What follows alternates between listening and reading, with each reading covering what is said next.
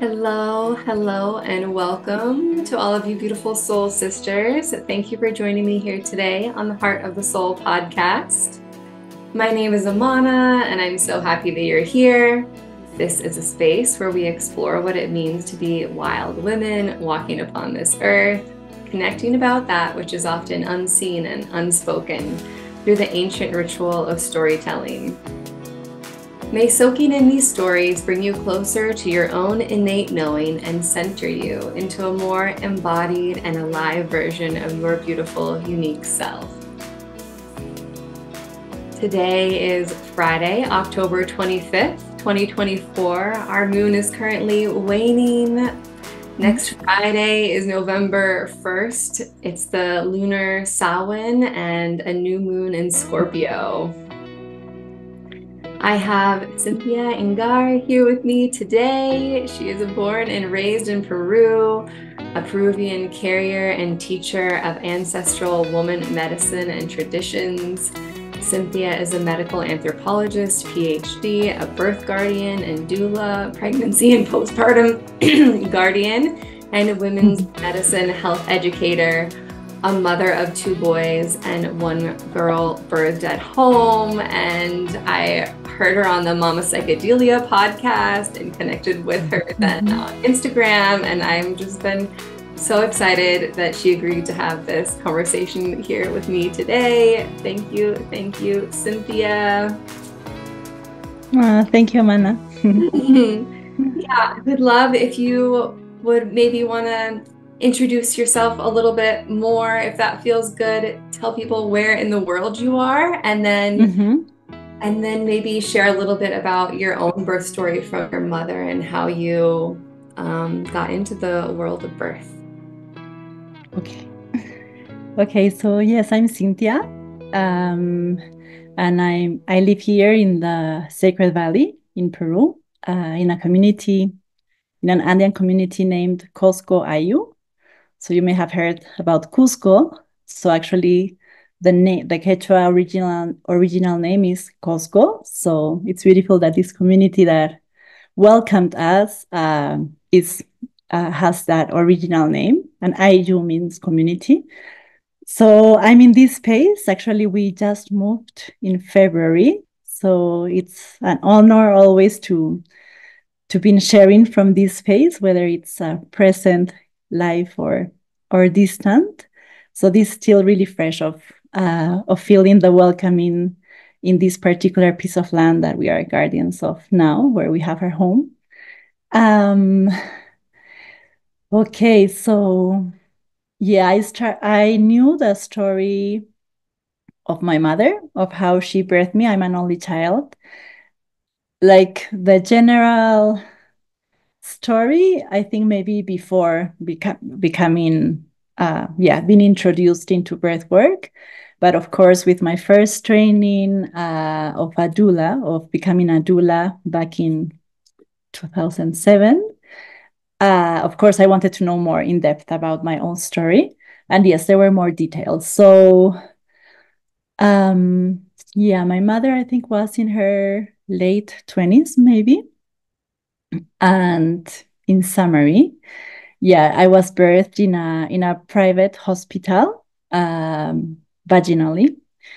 So it was a normal birth.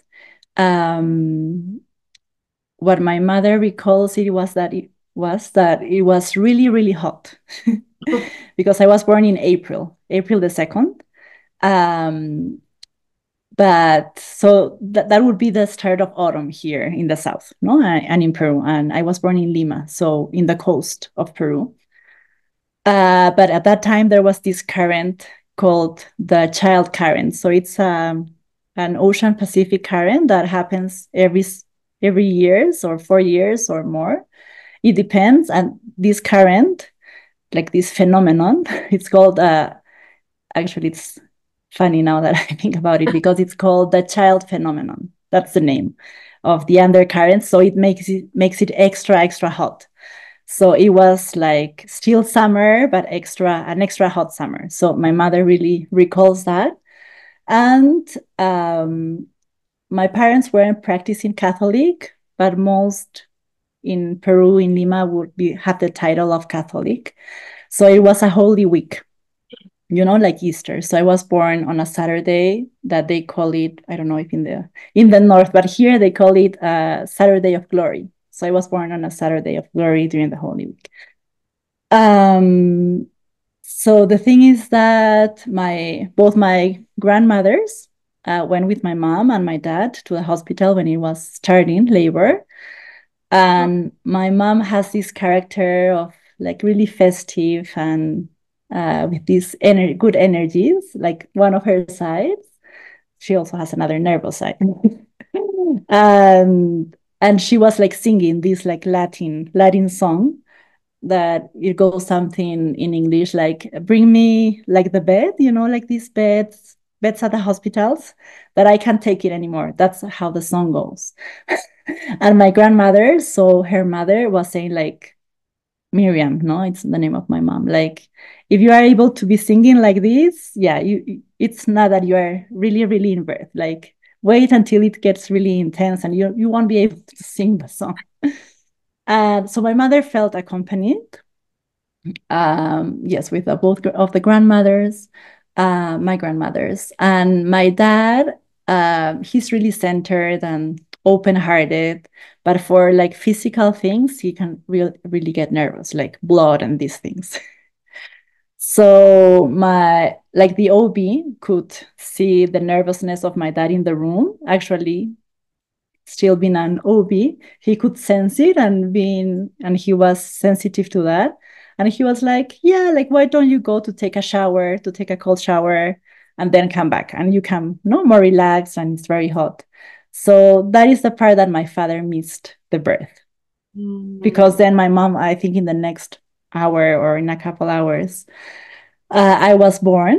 My mother asked for an epidural because that was like common at that time in the 80s, early 80s. So I was born in 83.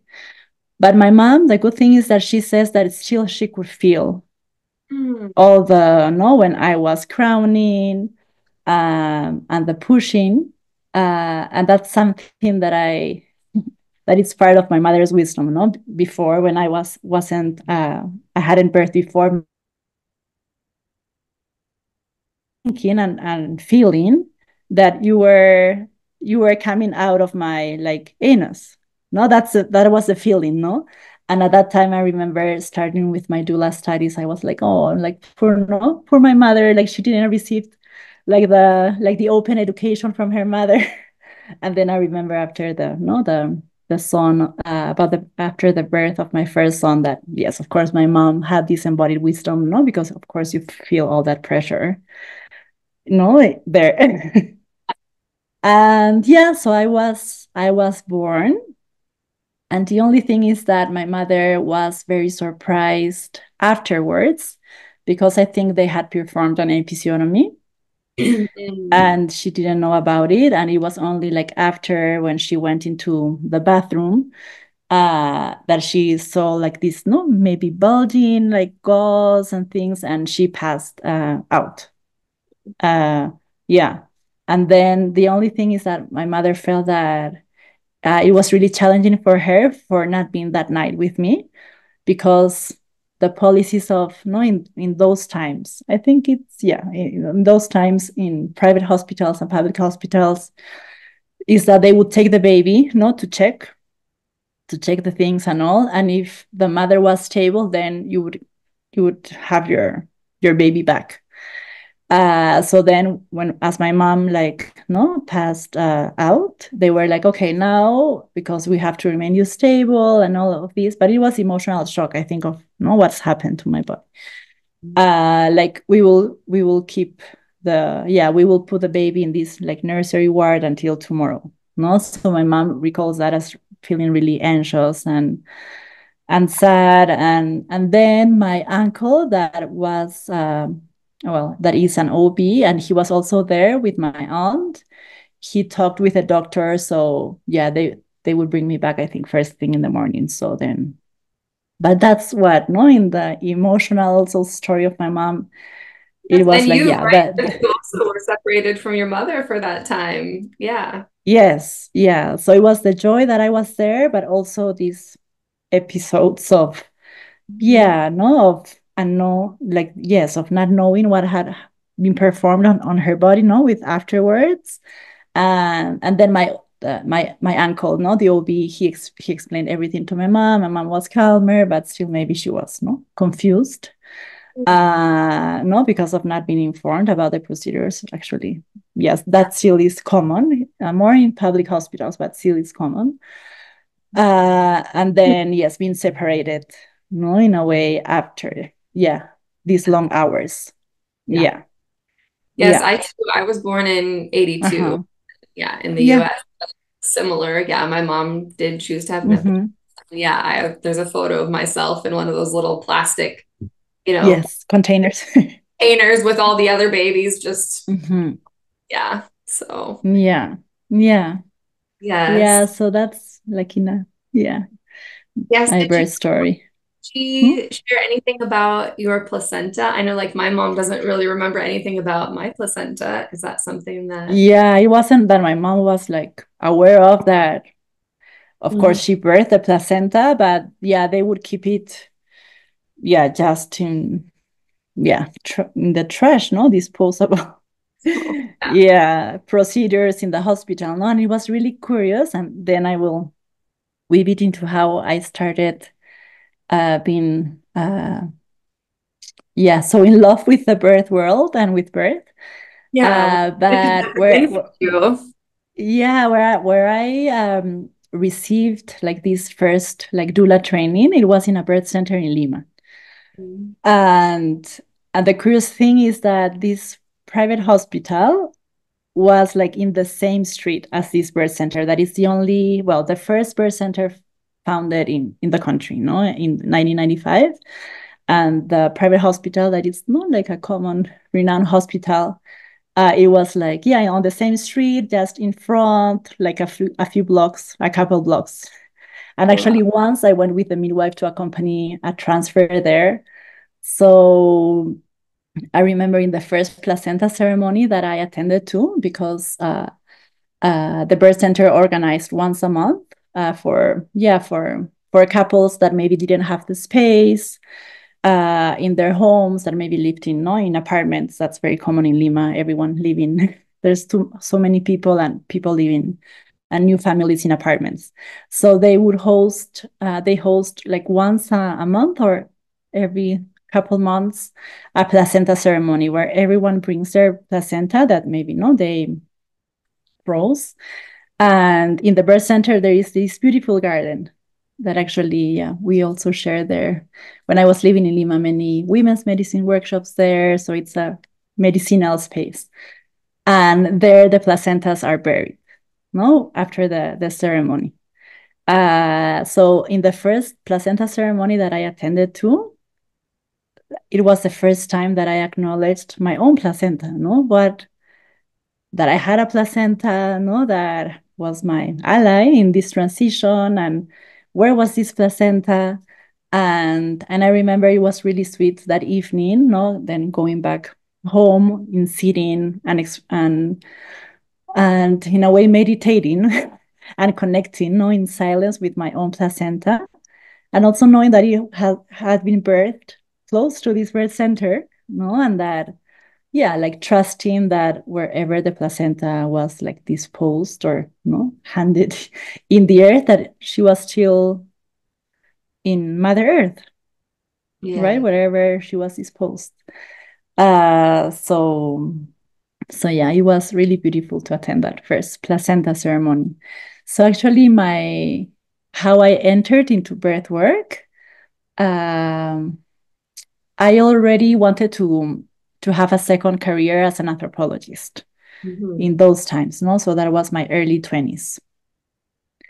So my intention into wanting and my passion, why I wanted to study anthropology, is that I wanted to remember what my family hadn't, um, yes, hadn't taught me about my own tradition, no? Because I am I have Andean lineage from both my paternal and maternal sides. But having been raised in Lima myself, and also my parents being born in Lima, because there was a lot of migration always, no, in the country from the Andes and from the Andes to Lima, no, the capital city. Mm-hmm. I wasn't really introduced to my ways. So why I wanted to study anthropology was to remember, no, to remember. And I was particularly interested in Andean medicine and midwifery, traditional Andean midwifery. But still it was in this remembering way. And I was like, of course, my dream would be to come back to the Andean communities, to any of them, and get to know traditional midwives. And of course, being in the studies, I could really read more about them, that they were really alive, that it was a system, no, a midwifery system for ages. But in my vision, it wasn't to study like obstetrics, that it would be the career here. No, the only professional midwifery like route here is to follow a 4-year university, like the program, midwifery sort of education. Like what? Like it would be you would describe it as the colonized midwifery education. Yes, and close to like nurse midwifery. Although you don't have to become a nurse here. So it was like, no way that knowing, yes, I wouldn't go that way. So for me, it was like, okay, it would be like just learning from them and being living with them. And then I knew in my vision that I would come to live and start my own family back in the lands of my people. So it was actually with a friend.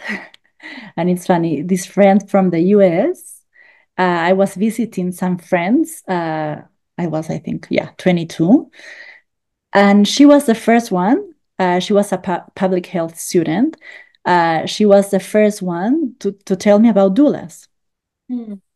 So I was like, okay, this is really interesting. But I was saying like, but I don't think there are doulas or training programs, no, for doulas here in Peru. And it's funny because this friend, her name is Jessica Levi.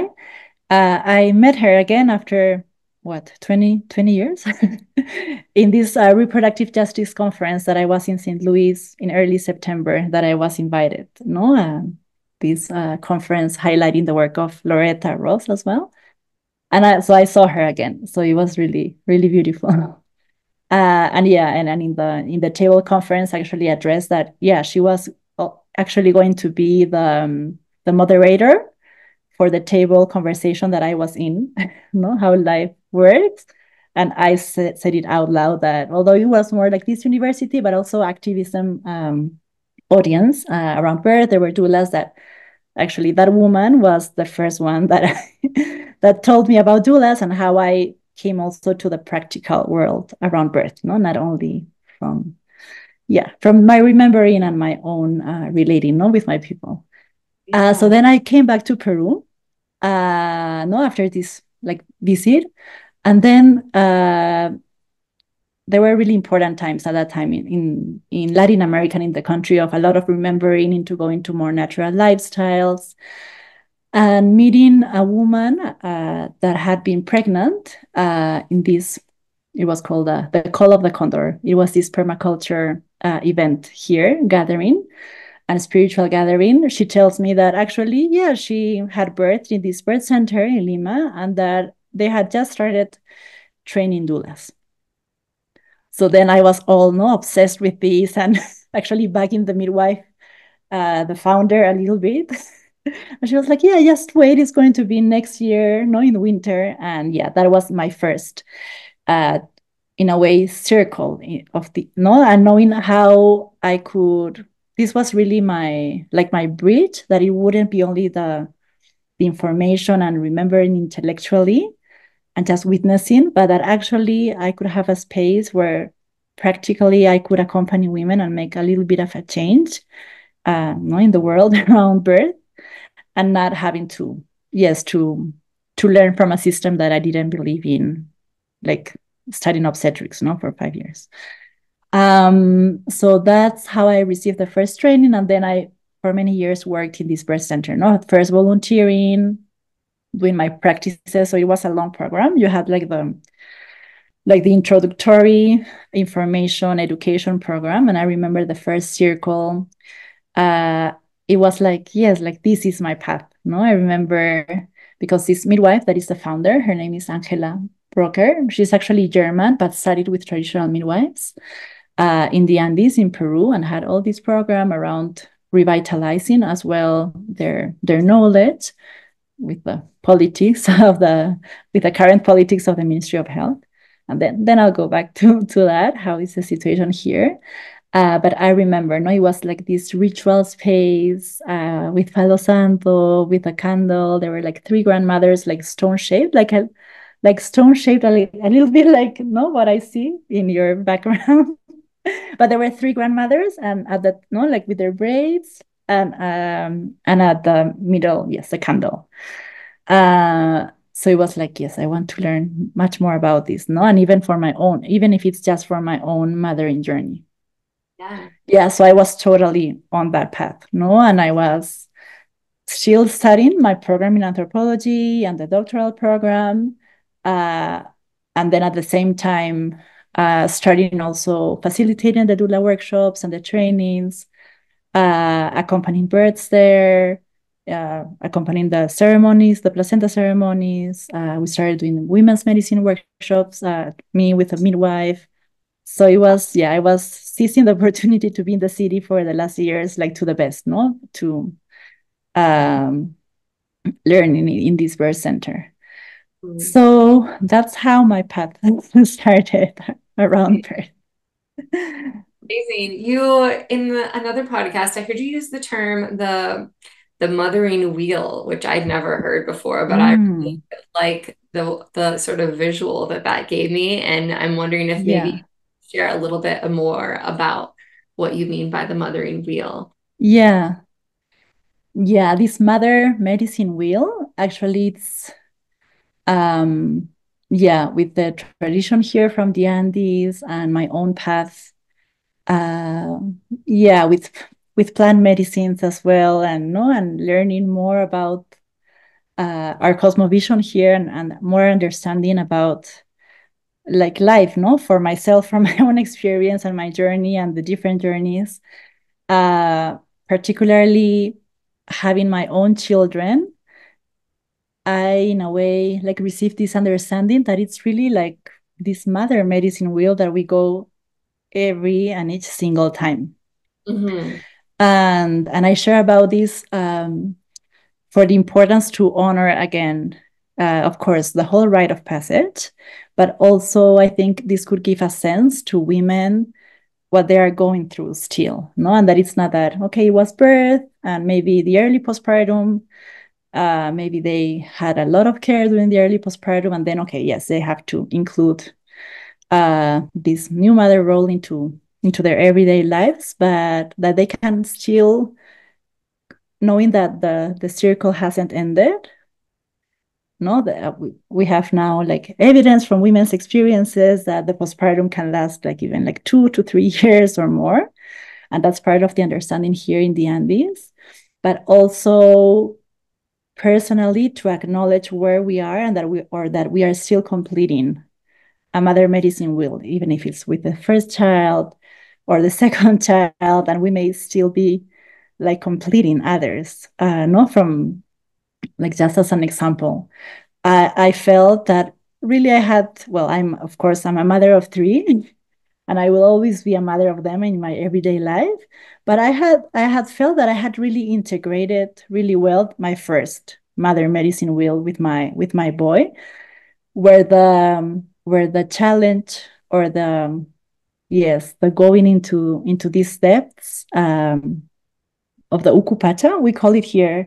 That's the understanding we receive here in the Andes, no? That when we are in this rite of passage of pregnancy, birth, and the postpartum, we go into this altered state of consciousness, no? That you may have heard in the Mama psychedelia, no? That we go to this within reality. And no, we can testify as mothers that we weren't in this maybe here and now that we are, no, if we are not bleeding or in our moon times. Mm. So as it's a rite of passage every time, like you would have some like depth of understanding that can be lived as challenge maybe, or surprise, or something that you weren't expected, no, like unexpected surprises, at least in one part of the rite of passage, because that's part of the medicine of the ukupacha, of the growth, and of course all the colors, no, so the shiny bright colors and gifts we may receive, but also, as we understand here in the Andes, we may receive it also by being in this unconsciousness, no, what is unconscious in our lives, or this darkness that we don't see it as negative, but the things that where we may know more about ourselves, and maybe go through challenges that we didn't know we could go through.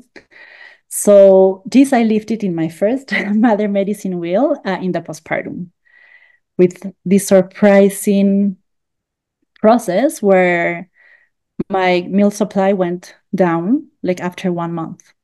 And it was like I was a lactation consultant. I was a doula already for 7 years. I thought I was doing everything right, co-sleeping, on demand, and all. And I was like, I don't understand what is happening. But my baby wasn't gaining weight. No, he was like on that level. So this was a whole labyrinth that we had to go through. And yes, thanks to life, he was good and healthy, and nothing was compromised. That may be, for many with when babies aren't getting the milk that they need. Because in my mind, it was like formula was poison, and that was part of my learning experience, because I can be really like perfectionist side. That's my shadow, or idealistic, and wanted to do everything the perfect and have it perfect. So that was my lesson there into surrendering, no? And even if, I needed help from that system, no, for the formula, that then I understood that that's for what is for when needed. And I thought that after the years and understanding, even ceremonies, that mother medicine wheel was already integrated, like well integrated.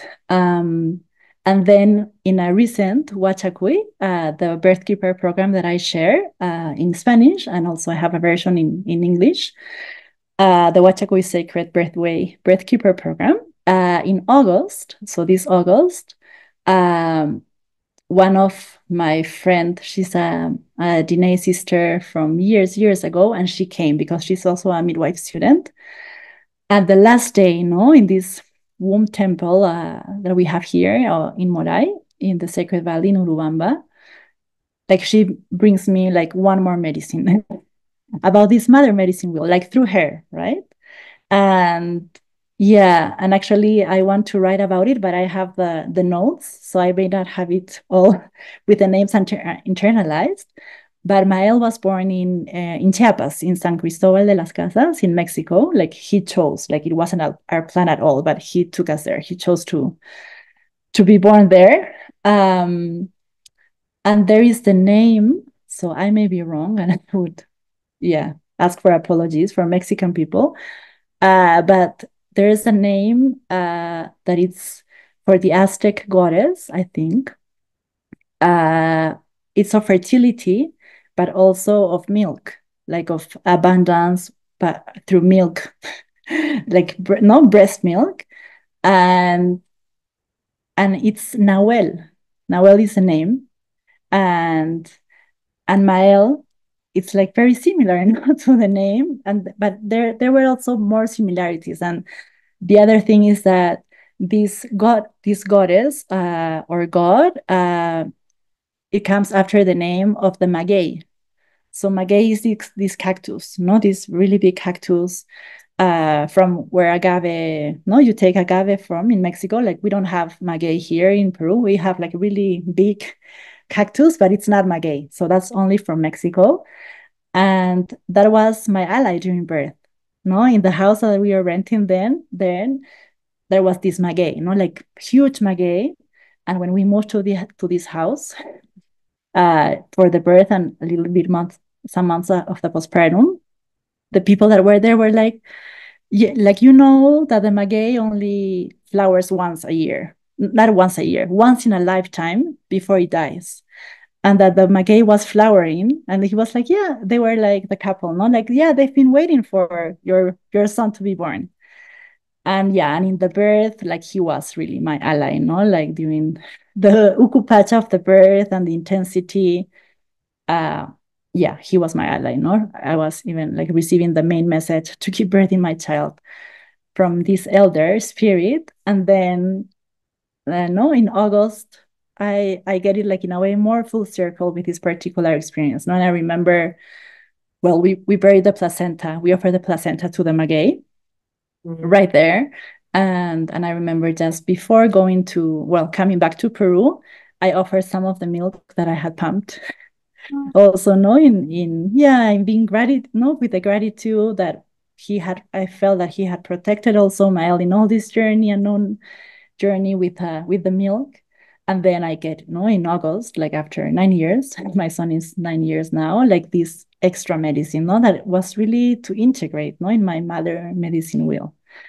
So yeah, just as an example, like how we can receive more understanding, even, no, even if it's 5 years or more, that we Yeah, may that have makes like me this sort of spiral multiple, back around. Yeah. yes, mother medicine wheels, and that I think that can help us in the integration of any experience, not even if it was the birth, no, that we need to integrate, that we are still in this mother medicine wheel, and to really like seize the opportunity, no, that we are still having insights or understanding if we give the space for that within ourselves, no, and not just try to, okay, no, it wasn't that, or okay, it's been 3 years, I'm not going to keep wallowing up onto this, but no, that we are in our present lives, and yes, with our tools and yeah, medicine allies to go through the processes, but that we are still, no, we may be still in these mother medicine wheels.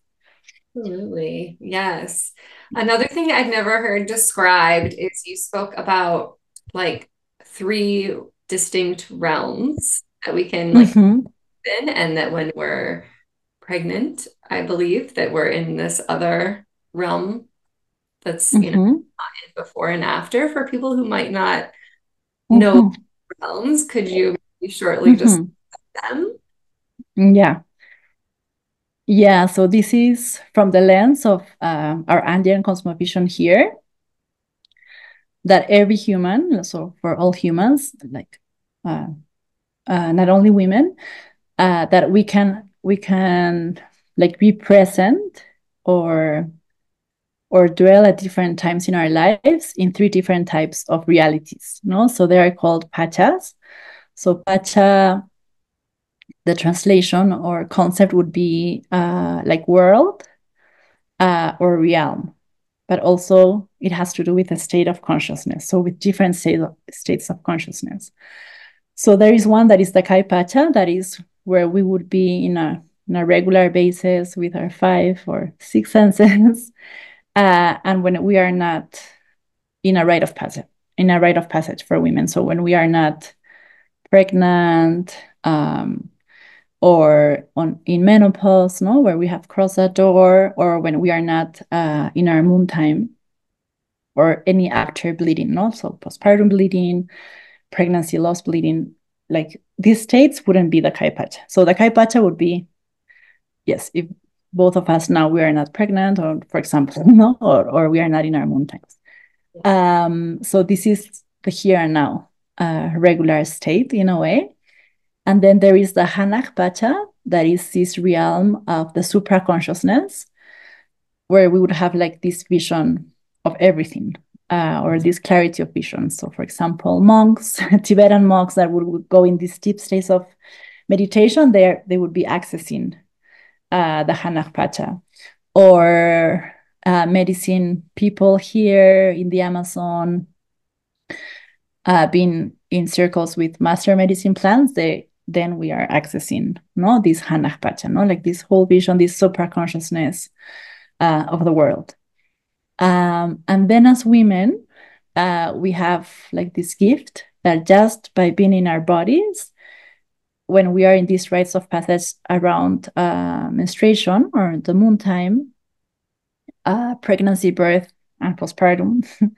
And menopause, we enter the uku pacha, that it's this pacha of the within reality that I was sharing about. So while the Hanak pacha is about this supra consciousness, the uku pacha is about this subconsciousness. So everything that is hidden, no, or below, no, the surface, or that in regular states we wouldn't have access to this. We have access to this in these times, and it's about our darkness.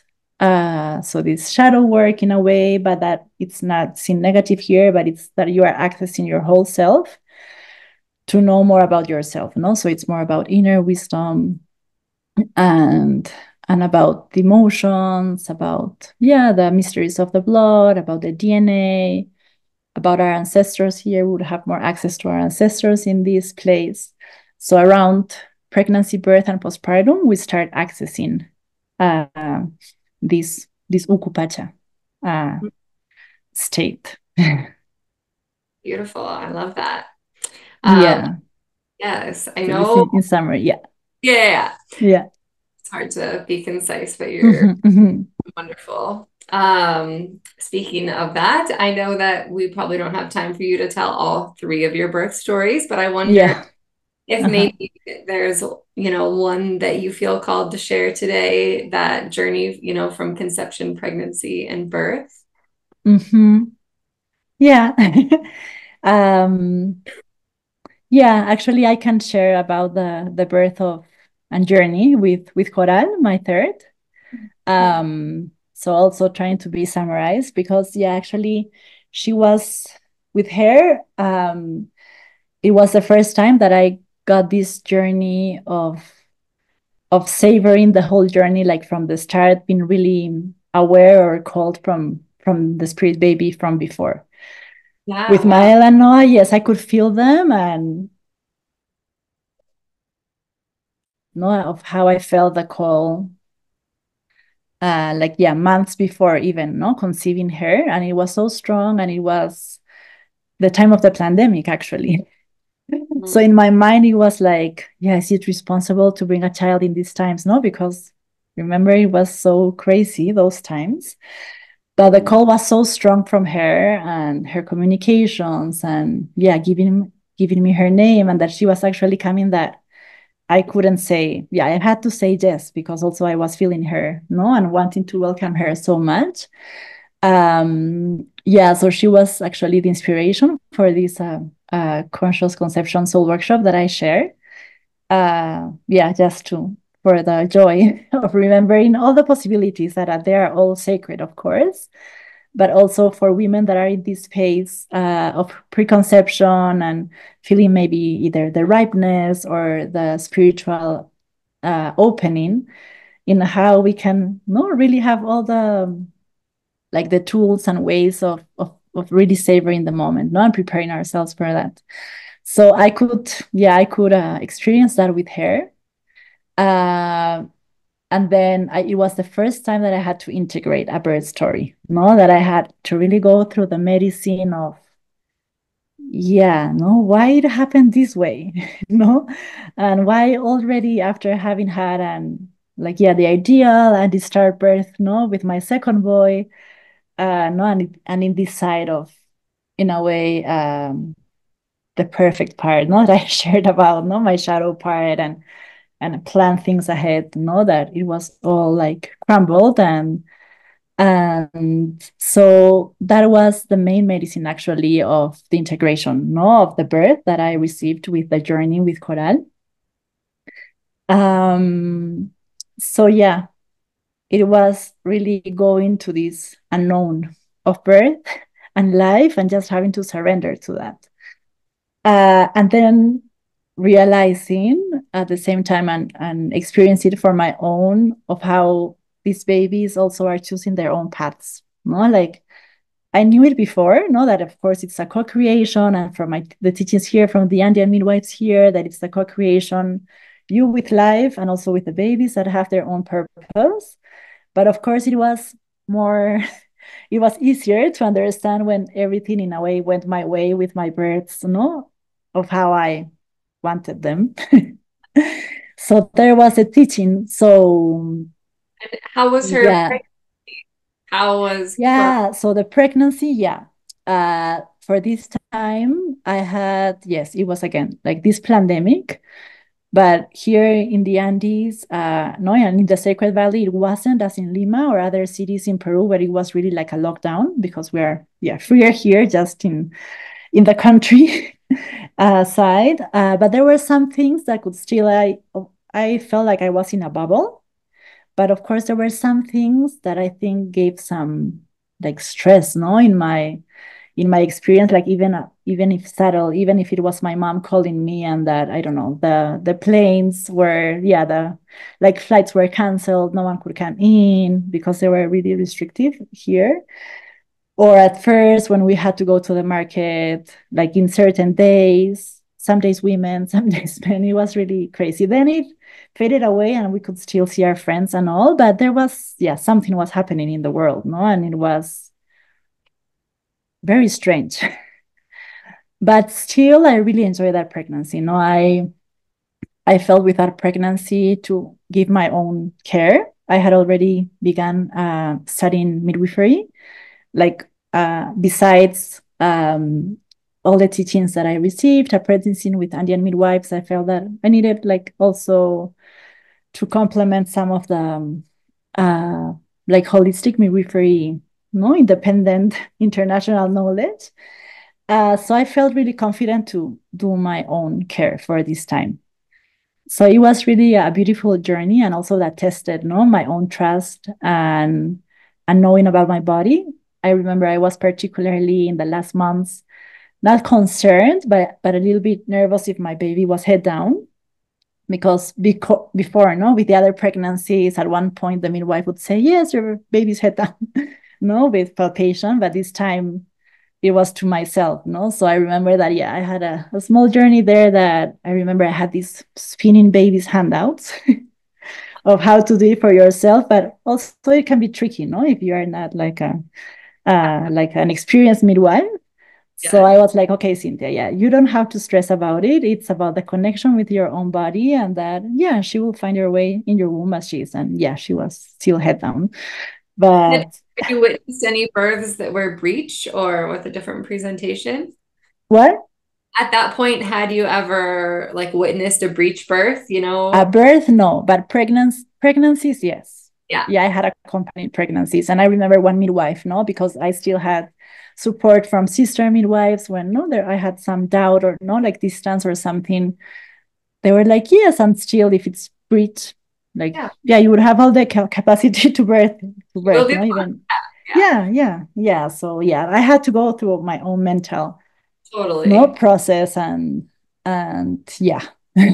But yeah, I felt, yeah, that I was feeling that for the pregnancy, but also I felt like really protective, no, about I didn't want no one to touch my belly or palpate for me. Just like, yeah, Yeah. listening, no, with the children or my husband to the baby's heartbeat or things like this. And then the birth was really easy, actually. No, it was very similar to my second birth. My first birth had been like this 5-hour birth, so it was like short for being a first one. But for the second, I had prayed for the intention, no, if life wanted it to, that I get like more like a normal, no, start, that it starts slow. Because with Mael, the first one, it was like full on work, like right from the beginning. Yeah. So I had it with Noah, and it was similar in how it started. Actually, it started with no rushes, only with some waters, no, some waters are releasing. Uh, Noah didn't start with the waters. I think they were only released at the birth. My LDS started with the waters, but a little bit and only now and then. So it was really surprising with Coral's birth that there were like gushes, gushes of water. Her name is Coral, no? And I already knew her name. So it was, of course, yeah, she's coming from the ocean. No?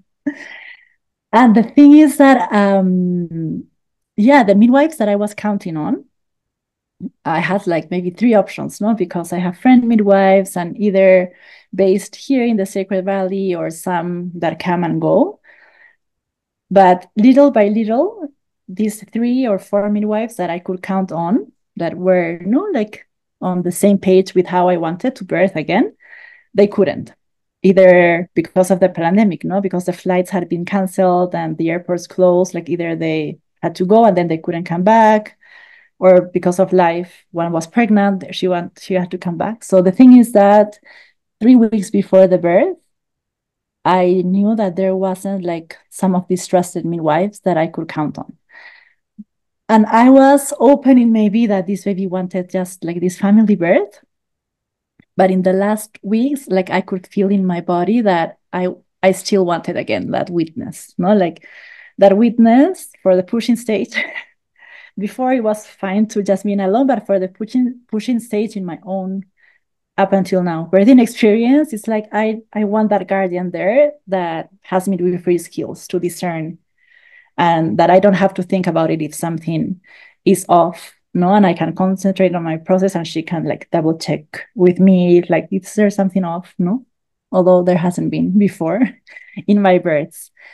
So I would feel like really disembodied nervousness, in my body, that I needed that physical guardian. We had talked maybe, well, one of these midwives had offered to be distant, like on call, but still I could feel in my body that for me in this birth, it was important to have the physical. Yes, yes. But then it was one day before the birth. I think I had asked like 2 home birth midwives from Lima, maybe if they could come. It's just a 1-hour flight. And at that point, only national flights had open, I think. But still, you had to get a vaccine, like the people fly. And I think I checked with 2 of them, like, 2 weeks before, because I remember Benjamin, my partner, telling me, like, but what do you need to feel like safe? Like, is it one of your friend doulas? And it's like, no, I had never felt like having a doula. I only wanted like one person, and that it's like a midwife skills, not like you are the doula, no for other person. He was like, do you want an ultrasound for this time or someone to check you? And I was like, no, I feel good in the pregnancy, but that it's that, this, I wasn't even thinking about it, like this message from my body that I needed that extra witness there. And then these 2 midwives couldn't. One of them, she said that she couldn't. The other one was like she had she had to attend a birth around that time, like the senior home birth midwife that know that we have a long time relationship with from these times in the birth center, and in Lima, and really sweet and loving and skilled.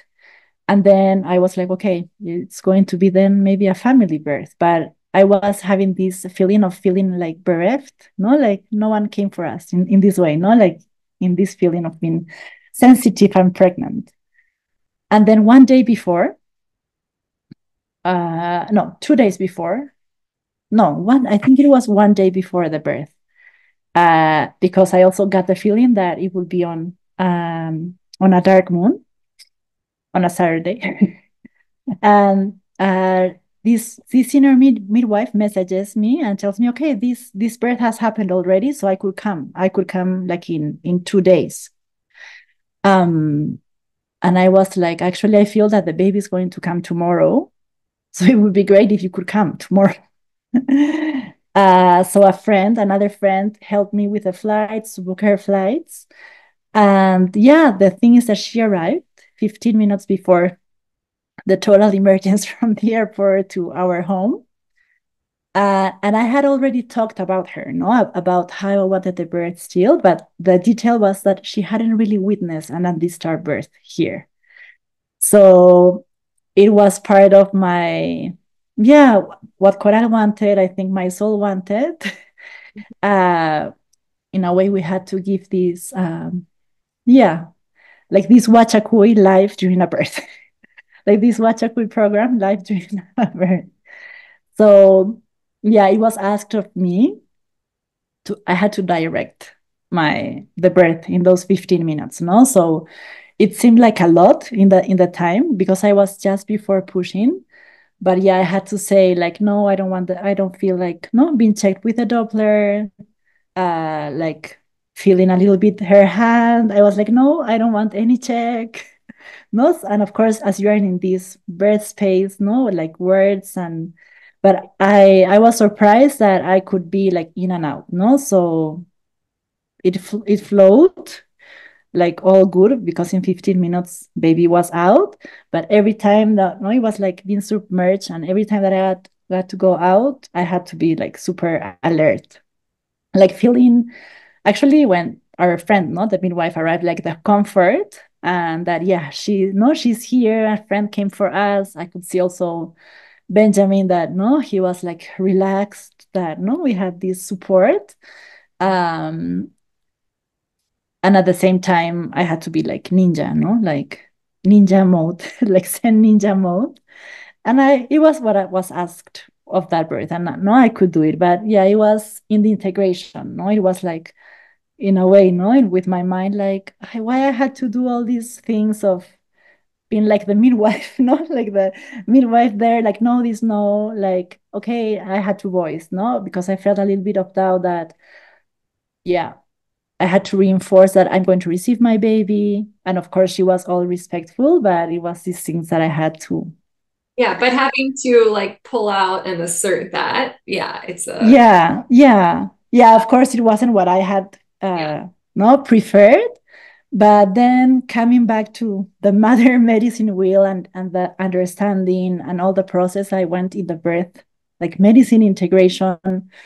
Um, yeah, it taught me about this ability, no, to respond that we may have to test, no, as sometimes, no, it's not the ideal, but as mothers and also as midwives or birth keepers, no, when the unexpected happens, that it could be, yeah, a complication or, yeah, someone, I don't know, that says a word that you don't want to hear. No, it can be all these subtleties we know at birth that, okay, you have to go back, no, go back to, okay, the ability to respond and coming back to the present, no, to, yeah, to live the journey, no, of that baby and mother.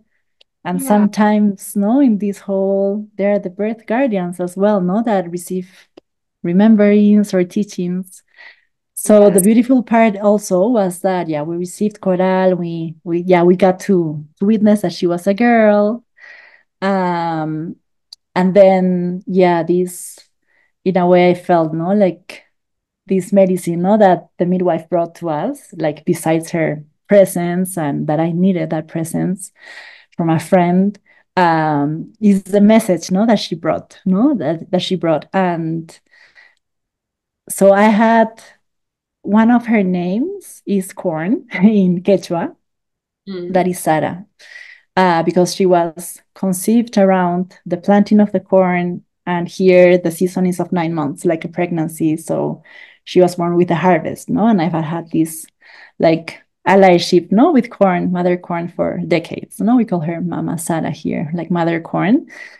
And also I had been receiving these visions of rainbows, no? So I was like, okay, Coral is her name for sure because she asked for her name. But I always thought that with her daughter, she will be called Coral, or named, no, for honoring Mother Corn and our relationship. And then I was like, okay, it can be like rainbow corn in Quechua. But we weren't sure, no, so we were only sure about Coral. And then just when she was born, the midwife, and that she mentions like, you know, that there was a rainbow falling on your home while I was arriving, no, when I was already just about before pushing. And that the one, our friend that was driving her, they were like, oh, that really the rainbow is falling on Benjamin's, my partner's, no, on Benjamin's house. That's his house, no, because it was the first time that the midwife had come to our house. So then, yeah, we were sure that that was part of her name Oh, as wow. well. And then the beautiful part is that I got to our friend midwife. She stayed like maybe 5 days, also with us, and we had all this time also to integrate. No, I could really tell her, no, in my tears, no, that these things, these little things, no, or that I didn't want to touch her not before I received her. Because yes, at one point I had said, yeah, I think, yeah, I didn't know, no, because I was totally in my ukupacha, but she had, as she could see, like the midwife already pushing, and that I didn't want to have a cervical check or anything. Uh, she checked, like, she only did like this if she was crowning already.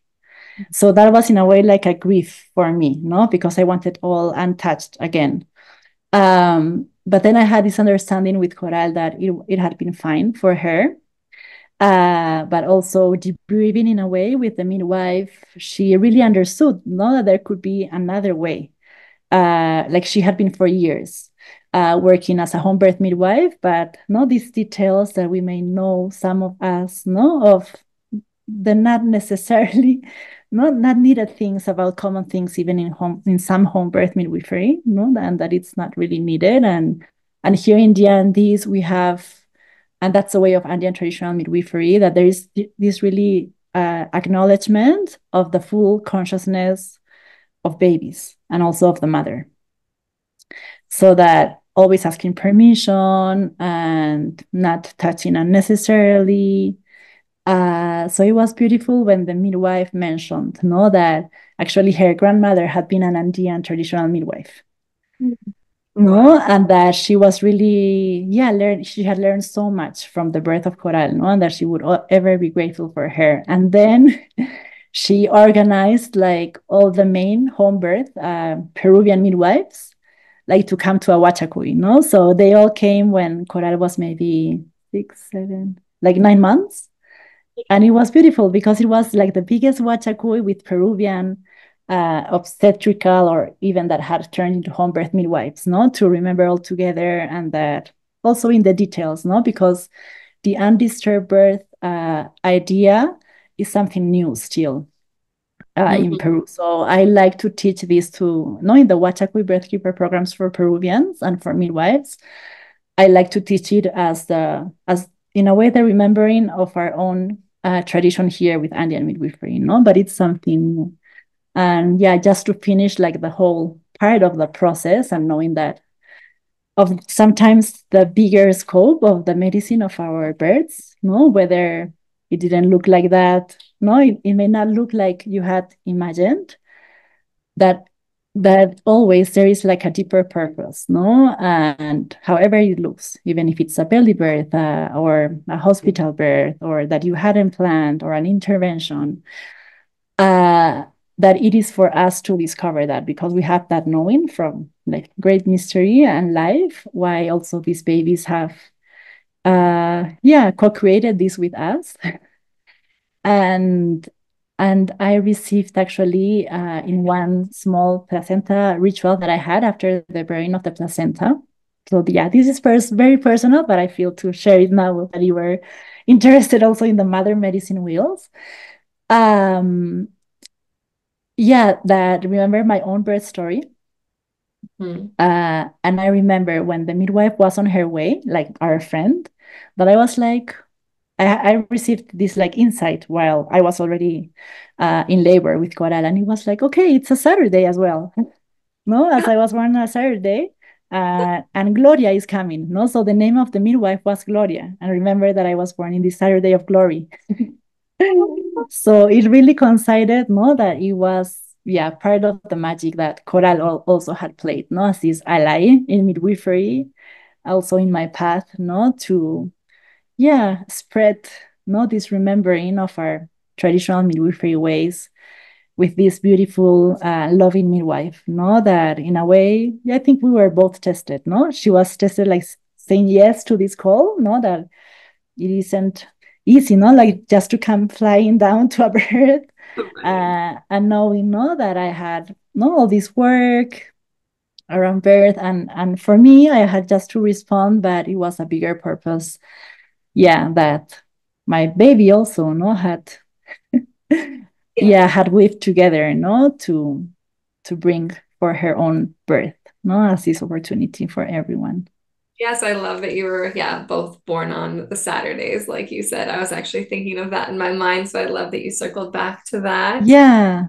Yeah. And So in this small placenta ritual, what I received, this knowing from the own placenta, the yes, spirit, was that also this birth, with this birth, I healed my own birth story of how mm, I was born.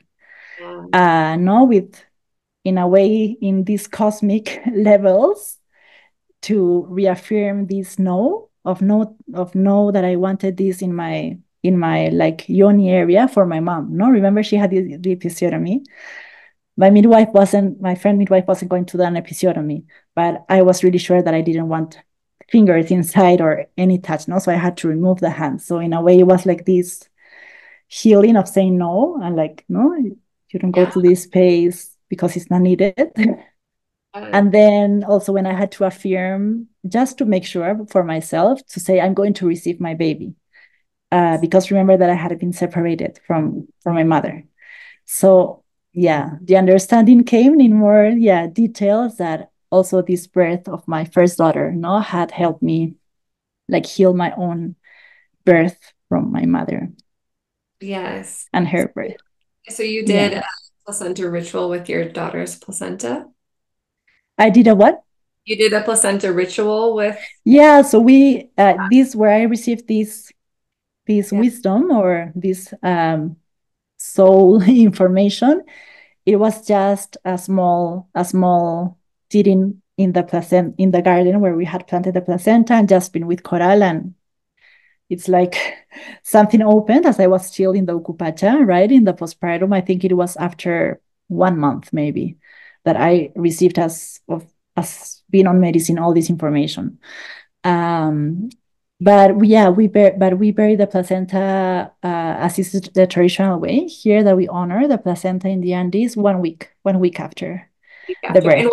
what do you do with the placenta, or where does the placenta live during that week? How do you separate, or how did you separate your daughter from her placenta? Did you do like a, Uh-huh.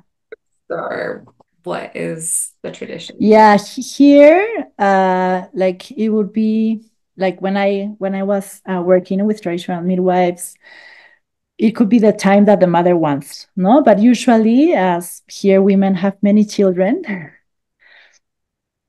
and there's still, although she's on retreat after the postpartum, but still it wouldn't be a lotus birth. That is part of our tradition. It's like the minutes where she feels like it's done pulsating and that she has had this connection, like no, there is a time that um, she says to the midwife like it's a good time, and it can be done by the partner, it can be done by the midwife. Actually, for the placenta of coral, when I was ready, it was my eldest son Mael who did it with Benjamin, and that was really beautiful. Uh, and then we put it on the fridge. Okay.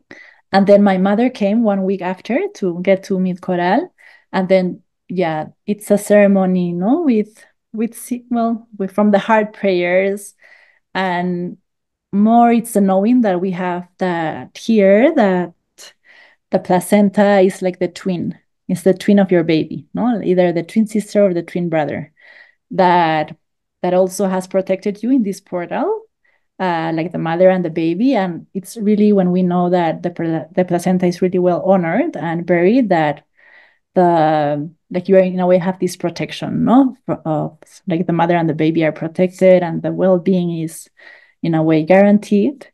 Um, and then we put, I think, with some offerings of grandfather tobacco and some flowers, and you dig like a profound hole, and we made it like close to the cornfield that we were about to harvest. No, it was a small cornfield, and then a rainbow again.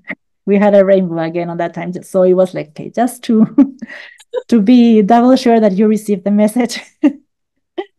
Of the soul purpose and the spirit, no, and the medicine that Coral was bringing to us.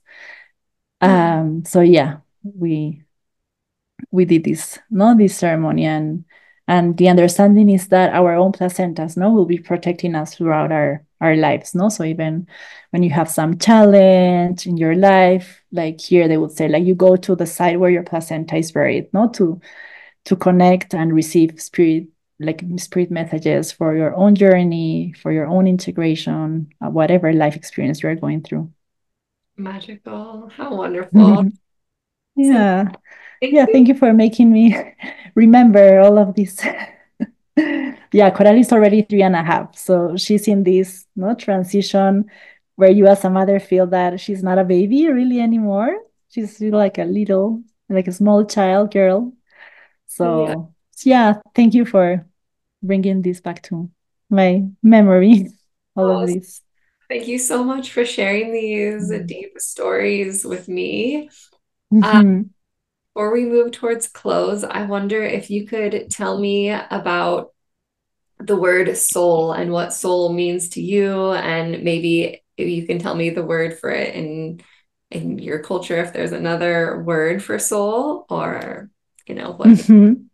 soul. Yeah, here the closest translation, so all words don't have a translation, uh, would be Sami, no? That it's like what we would be closest to soul, no? Like your spirit, no? Your that carries your life force in that way as well.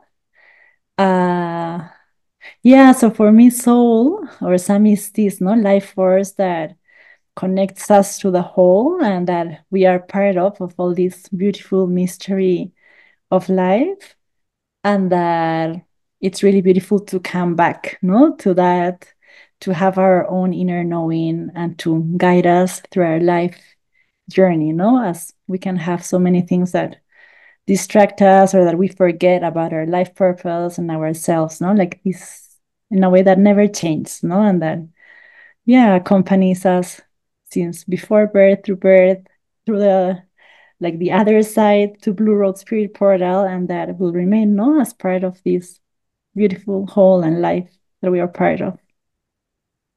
Wonderful. Thank you. And I would love for you to share with women that may be interested in working with you. I know you have like birth story medicine sessions, conscious birth preparation. Yeah, Mhm. share with women where they can find you and anything about your offerings that you would like to share. Okay, thank you. Yes, I'm really excited that after so many years, I have this webpage launched officially. That is happywarmy.org. So Happy Warmy is the name of the project that I founded many, many years ago to revitalize Andean woman medicine here for girls and women in the Andean communities, and to decolonize midwifery as well in the education and practice. And it goes actually to the whole to supporting women from all cultures, from all pathways, to remember together and strengthen us together in sisterhood to reclaim and remember this woman medicine that we have around all these rites of passage. So I offer, for women here, the Wachakui Sacred Birthway Birthkeeper program live. So it's an in-person program that, many before have asked me if I would do it online, but you would miss so much. It's here, no, in this Peru medicine land as well. So then that's why I started to sharing only some distant workshops. So one of them is the conscious conception preparation soul workshop that actually I have been asked to share one more in the beginning of December with the new moon. So you can find that information then in my webpage. And I also offer distant, like one-on-one sessions around woman medicine sessions, as you mentioned, the birth story medicine integration from my own pathway and spiritual tradition here in the Andes, but also I follow the training with the birth story medicine school with Pam England that I followed as part of my own no extra tools to going through my own journey. And I really I loved it actually. So I weave also that in the birth story medicine sessions that I offer distant. and the one-on-one sessions around woman medicine, and some mini courses that are detailed also in the webpage. Like very short, like 2-hour courses where, whether you are in your path, you can choose from. But yeah, if ever, any one of you feel the call to come to Peru, in this time, of my mother season, that's the one I enjoy the most, like teaching the Birthkeeper program, the Huachacui Sacred Birthway here in the Sacred Valley, and I offer it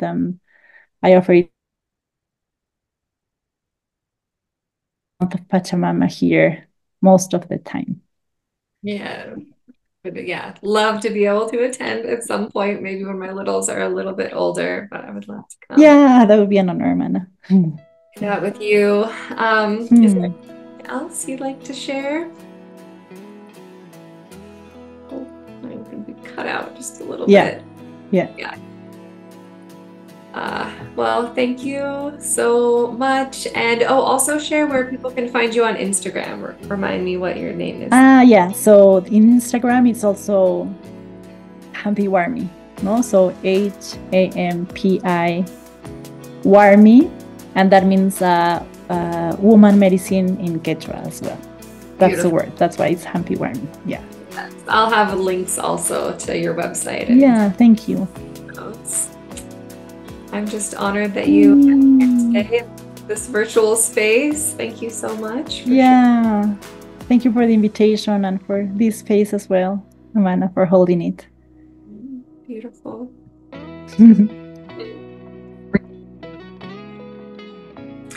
Thank you. Thank you for tuning in and choosing to spend time with me today. I hope that you enjoyed this episode of The Heart of the Soul. I would truly appreciate if you might choose to leave a rating, review, or share the show with someone that you know.